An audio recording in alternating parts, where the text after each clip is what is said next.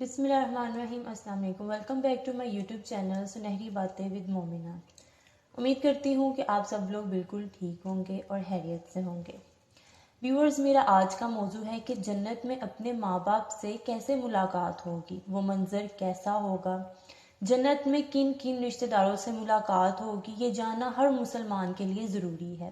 یہ جان کر آپ حیران رہ جائیں گے۔ تو اگر آپ نے ابھی تک میرا چینل سبسکرائب نہیں کیا تو جلدی سے سبسکرائب کر لیں تاکہ ہم اپنے ٹاپک کی طرف آگے بڑھیں۔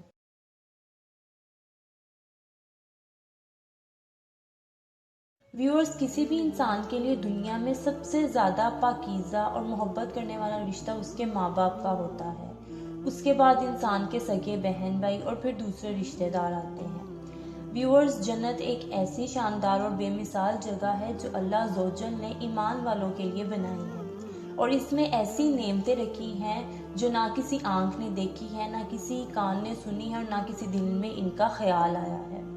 جنت کے بارے میں جو کچھ بیان کیا جاتا ہے وہ صرف سمجھانے کے لیے ہوتا ہے، ورنہ دنیا کی اعلیٰ ترین چیز کا بھی جنت کی کسی بھی نعمت سے کوئی مقابلہ نہیں ہے۔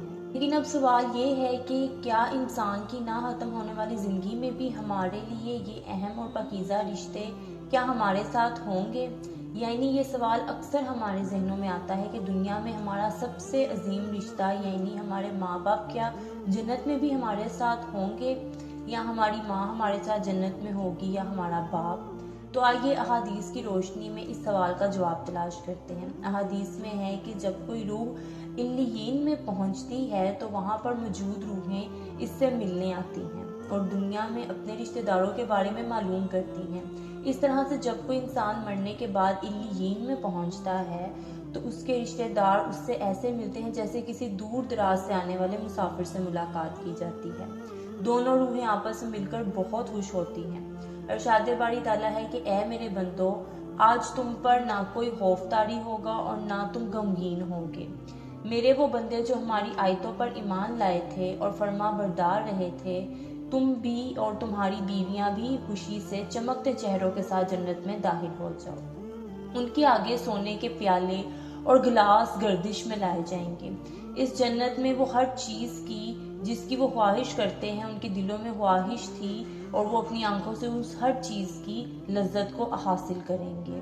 ان سے کہا جائے گا کہ اس جنت میں تم ہمیشہ رہو گے۔ ویورز، ان آیات سے یہ ثابت ہوتا ہے کہ جنتی مردوں کی بیویاں بھی جنت میں ان کے ساتھ ہی ہوں گی اور ایک ساتھ ہی جنت میں رہیں گے وہ لوگ۔ حضرت ابو ہریرہ رضی اللہ عنہ سے روایت ہے کہ رسول اللہ صلی اللہ علیہ وآلہ وسلم نے ارشاد فرمایا، جس وقت کوئی مومن بندہ مرنے کے قریب ہوتا ہے تو رحمت کے فرشتے سفید ریشمی کپڑا لے کر آتے ہیں اور کہتے ہیں کہ نکل جا، تو اللہ سے رضامند ہے اور اللہ تجھ سے رضامند ہے، اور وہ روح اس طرح معطر حالت میں نکل جاتی ہے جس طرح سے عمدہ خوشبودار مشک کوئی فرشتے ہاتھ پر اٹھائے ہوئے آسمان کے دروازوں پر لے جاتے ہیں۔ تو آسمان والے فرشتے کہتے ہیں کہ کیا عمدہ خوشبو ہے جو کہ زمین سے آ رہی ہے۔ پھر اس کو اہل ایمان کی ارواح کے پاس لاتے ہیں تو وہ ارواح خوش ہوتی ہیں، اور یہ خوشی اس خوشی سے بھی زیادہ ہوتی ہے جو کسی بچھڑے ہوئے کی آمد سے انسان کو میسر آتی ہے۔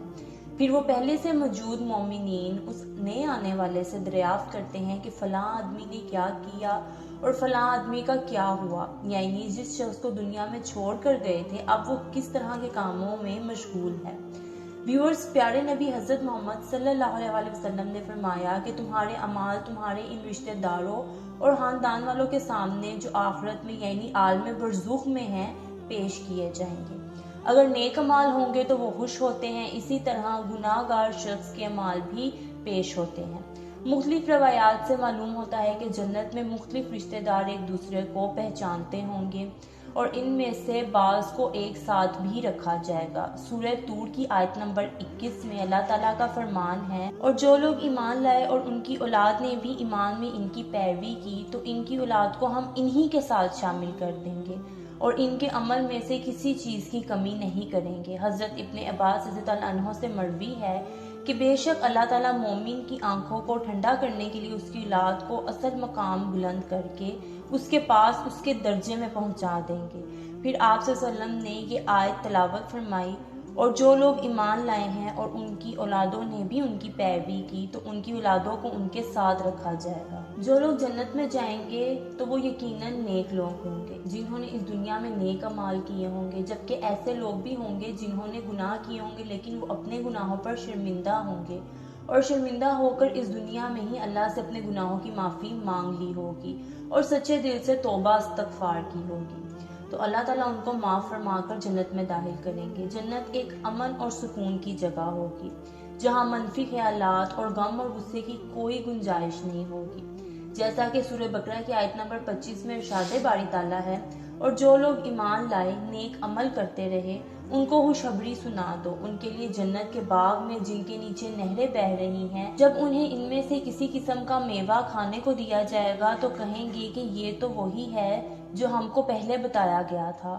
اور انہیں ایک دوسرے کے ہم شکل میوے دیے جائیں گے اور وہاں ان کے لیے پاک بیویاں ہوں گی اور وہ جنت میں ہمیشہ رہیں گے۔ ویورز، ایک اور حدیث میں ہے کہ رسول اللہ صلی اللہ علیہ وسلم نے فرمایا کہ جب اہل جنت میں داخل ہوں گے اور ان میں سے کسی کو اپنے بھائیوں اور رشتہ داروں سے ملنے کی خواہش ہوگی تو اس کا بستر اسے اڑا کر ان کے بستروں کے برابر پہنچا دے گا، اور پھر وہ دونوں تکیہ لگا کر دنیا کے گزرے ہوئے دنوں کی باتیں کرنے لگیں گے۔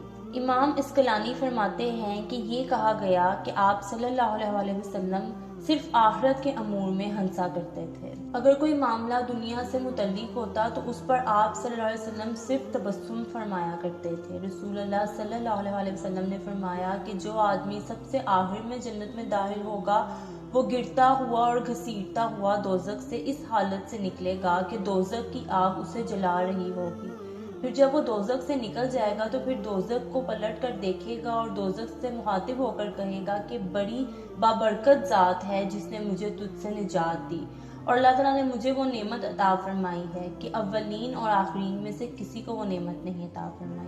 اور پھر اس شخص کے لیے ایک درخت بلند کیا جائے گا اور وہ شخص دعا کرے گا کہ اے اللہ مجھے اس درخت کے قریب کر دیں تاکہ میں اس کے سائے اور پھلوں سے مستفید ہو سکوں۔ اللہ تعالیٰ فرمائیں گے اے ابن آدم اگر میں تجھے یہ دے دوں تو کیا تو اس کے علاوہ تو کچھ نہیں مانگے گا؟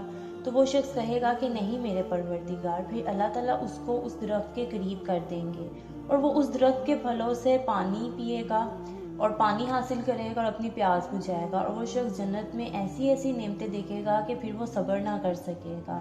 اسی طرح پھر اس کو جنت کے دروازے کے قریب اس سے بھی زیادہ خوبصورت درخت دکھایا جائے گا، اور وہ شخص پھر اس کی بھی خواہش کرے گا کہ یا اللہ پاک مجھے یہ اس کے پاس کر دے تاکہ میں اس سے مستفید ہو سکوں اور پھر میں تجھ سے کبھی کچھ نہیں مانگوں گا۔ تو اللہ تعالیٰ کہے گا کہ میں نے تجھ سے وعدہ لیا تھا کہ تجھے اگر میں یہ درخت دے دوں گا تو اس کے علاوہ پھر کوئی خواہش نہیں کرے گا۔ وہ شخص کہتا ہے کہ اللہ پاک اس کے بعد میں تجھ سے کچھ نہیں مانگوں گا۔